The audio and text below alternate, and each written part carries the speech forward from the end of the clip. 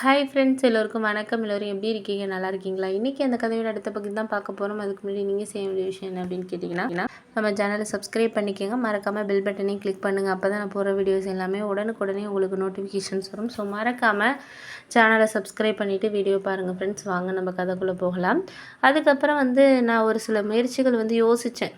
என்ன அப்படின்னா, சில விஷயங்களை நம்ம என்ன தான் அவங்கக்கிட்ட நம்ம நல்ல விதமாக நடந்துக்கிட்டாலும், அவங்க நம்ம முன்னாடி செஞ்ச விஷயத்த ஏதாச்சும் நம்ம கோவப்பட்ட விஷயத்த தான் திரும்ப திரும்ப சில பேர் சொல்லி காமிப்பாங்க. அதே மாதிரி தான் என்னோடய ஒய்ஃபுமே. அவங்க கல்யாணம் ஆகி இப்போ எங்களுக்கு 7 வருஷம் ஆகுது. கல்யாணம் ஆனதுக்கு முன்னாடியிலேருந்தே அதாவது எங்களுக்கு நிச்சயம் ஆனதுலேருந்தே பார்த்திங்கன்னா, எங்கள் வீட்டில் ஒரு சில பொய்கள் சொன்னாங்க தான். இல்லைன்னு சொல்ல வரல. நான் படித்தது கம்மியான படிப்பு தான். ஆனால் அவங்களுக்கு தெரியாது. அவங்க அம்மா அப்பாவுக்கு தெரியும். ஆனால் என் பொண்ணுக்கிட்ட நீங்கள் அதெல்லாம் சொல்ல வேணாம். வசதி இருக்கிறதுனால அவள் அதெல்லாம் ஒன்றும் இதாக நினைக்க மாட்டா. நீங்கள் இப்போதைக்கு கல்யாணம் முடிஞ்சோன்னே அதெல்லாம் பற்றி பேசிக்கலாம் அப்படின்னோடனே, சரி எங்கள் அம்மா அப்பாவும் என்ன நினச்சாங்கன்னா, சரி பொண்ணு ரொம்ப அழகாக இருக்குது, நம்ம பையனுக்கு ஏற்ற மாதிரி இருக்கா, படிச்சிருக்கு, வேலை பார்க்குது, அதனால் நம்மளுக்கு ஓரளவு நல்லா இருக்கும் அப்படிங்கிறனால அவங்க எல்லாம் இது பண்ணாங்க. அதுக்கப்புறம் பார்த்திங்கன்னா என்னாச்சுன்னா, சில விஷயங்கள் நம்ம என்ன தான் இது பண்ணாலுமே ஒரு சில நேரத்தில் நம்மளுக்கு கொஞ்சம் கஷ்டமான அனுபவத்தை தான் தர்ற மாதிரி இருக்கும் வாழ்க்கையில். அது மாதிரியான ஒரு விஷயந்தான். அவங்க அதுக்கப்புறம் கல்யாணத்துக்கு அப்புறம் இந்த விஷயம் உண்மை தெரிஞ்சதுக்கப்புறம் என்னென்னா, என்கிட்ட பேசுகிறதா இருக்கட்டும், பேசுகிறது எல்லாம் ஓரளவு இது பண்ணுவாங்க. இருந்தாலும் அடிக்கடி சொல்லி காமிப்பாங்க. இது மாதிரி நீங்கள் உங்கள் வீட்டில் இது மாதிரி என்னை ஏமாற்றி தானே கல்யாணம் பண்ணாங்க, ஏன் இப்படி பொய் சொன்னீங்க, படிச்சிருக்கேன்னு, வசதி இருந்தால் மட்டும் போதுமா, எனக்கு உள்ள ஒரு இது வேலை பார்க்குறேன், பண்ணுறேன், செய்கிறேன், இருந்தாலும் என்னோடய ஃப்ரெண்ட்ஸ் எல்லோரும் கேட்குறப்ப நான் பொய் சொல்ல வேண்டியதாக தான் இருக்குது அப்படின்னாங்க.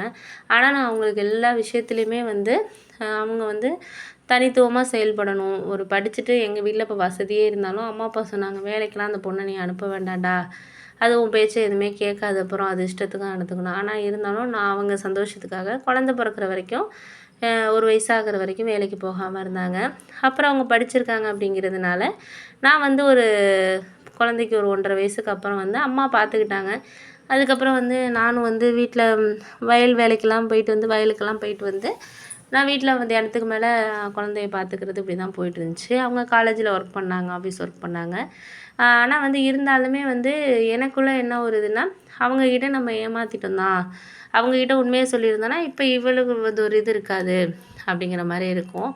இருந்தாலும் எனக்கு ஏதோ அம்மா சொல்லுவாங்க, அவன் என்னென்னமோ போய் சொல்கிறான், அந்த பொண்ணை நம்ம என்ன கஷ்டப்படுத்துகிறோம், என்னடா இது பண்ணுறோம், நல்லா தானே பார்த்துக்குறோம், அவங்க வீடு நம்மளுக்கும் இத்தனைக்கும் வசதி கம்மி, என்ன செஞ்சு கல்யாணம் பண்ணி கொடுத்தாங்க, நம்மளோட வசதி கம்மியாக இருக்கவங்க கூட நகைலாம் அவ்வளோது போடுறாங்க, நம்ம ஏதாச்சும் கேட்டோமா அந்த பொண்ணை, இது வரைக்கும் ஏதாச்சும் ஒரு விதத்தில் அந்த பொண்ணுக்கிட்ட நம்ம அதெல்லாம் சொல்லியிருப்போமா, அந்த பொண்ணாக புரிஞ்சுக்கிற நேரம் ஒரு வேலையை பாரு அப்படின்னு சொல்லிட்டு இருந்தாங்க. அதுக்கப்புறம் இப்படியே போயிட்டு இருந்துச்சு. அப்போ அந்த சமயத்தில் என்ன ஆச்சுன்னு பார்த்தீங்கன்னா, எனக்கு ஒரு வெளிநாட்டுக்கு போகிற மாதிரி ஒரு வாய்ப்பு வந்துச்சு. அதாவது என்னோடய அத்தையோட பையன் நீங்கள் தான் நல்லா இந்த விவசாயம் இதெல்லாம் இது பண்ணுவீங்களா, அதுக்கேற்ற மாதிரி இங்கே நிறையா இந்த விவசாய வேலைகளுக்கு ஆள் கேட்குறாங்க, 1,00,000 வரைக்கும் சம்பளம் அப்படின்னு சொல்லிட்டு சொன்னாங்க. சரின்னு சொல்லிவிட்டு நானும் இங்கே தான் விவசாயத்துக்கு தான் குழந்தையும் ஓரளவு 2 வயசு ஆக போகுது, அம்மா பார்த்துக்கிறேங்கிறாங்க, நம்ம அதுக்கப்புறம் ஒய்ஃபும் தான் இருக்குது பார்த்துக்குவோம், விவசாயம் பண்ணுறதுக்கெல்லாம் எங்கள் மாமா யாரையாச்சும் ஆளை போட சொல்லிவிட்டு பார்த்துக்கலாம், வயலை அவங்க பார்த்துக்குவாங்க, நம்ம மாதம் போனோன்னா 1,00,000 ஒரு 4-5 வருஷம் கடந்தோன்னா ஓரளவு நம்ம இன்னும் கொஞ்சம் நிலம்லாம் வாங்கிட்டு கொஞ்சம் அதுக்கு போர் போடுற அளவுக்குலாம் எல்லாம் நம்ம லோன் வாங்காமல் நம்ம கை காசை போட்டு எல்லாம் பண்ணுற மாதிரி பண்ணி வச்சுட்டு வந்துட்டோம்னா, அதுக்கப்புறம் நம்ம பின்னாடி பார்த்துக்கலாம் அப்படிங்கிற மாதிரி எனக்கு யோசனையாக இருந்துச்சு. சரின்னு சொல்லிவிட்டு நானும் அவங்கள்ட்ட சொல்லிட்டேன், இது மாதிரி நான் வரேன்ப்பா, எல்லாம் ஏற்பாடு பண்ணுங்கள் அப்படின்னு சொல்லிவிட்டு எல்லா தேவையான அந்த என்னோடய ப்ரூஃப் எல்லாத்தையுமே அவங்களுக்கு அனுப்பி வச்சேன். அவரும் ஒரு 2 மாதத்தில் நான் ஏற்பாடு பண்ணிடுறேன் அப்படின்னாங்க. ஆனால் எங்கள் ஒய்ஃபுக்கிட்ட இதை பற்றி நான் சொல்லலை.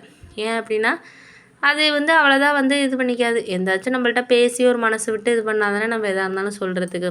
அம்மாட்ட மட்டும் சொன்னேன். அம்மா சொன்னாங்க, ஏன்ப்பா நம்மள்ட்ட தான் எல்லா இதுவும் இருக்குது, நிலம்லாம் இருக்குது, நீ இங்கேயே இருக்க வேண்டியது தானேப்பா. இருந்தோடனே, இல்லைம்மா எனக்கு இங்கே இருக்கிறதுக்கு அவ்வளோவா பிடிக்கலை, எங்கேயாச்சும் கொஞ்சம் ஒரு தனியாக இருந்தால் கொஞ்சம் நல்லாயிருக்கும், நம்மளுக்கு வீட்லேயே அந்தளவுக்கு ஒரு இது இல்லைல்லம்மா அப்படின்னோடனே, புரியுதுப்பா, நாங்கள் தான் உன்னோடக்கு மனசுக்கு ஏற்ற மாதிரி ஒரு பொண்ணை அமைச்சிட்டோம் அப்படின்னு சொல்லிட்டு சந்தோஷப்பட்டுக்கிட்டு இருக்கோம். ஆனால் நீ மனசுக்குள்ளே எவ்வளோ கஷ்டப்பட்டுட்ருக்கன்னு எங்களுக்கு தான்ப்பா தெரியுது அப்படின்னு சொல்லிட்டு எங்கள் அம்மா என்கிட்ட சொன்னாங்க.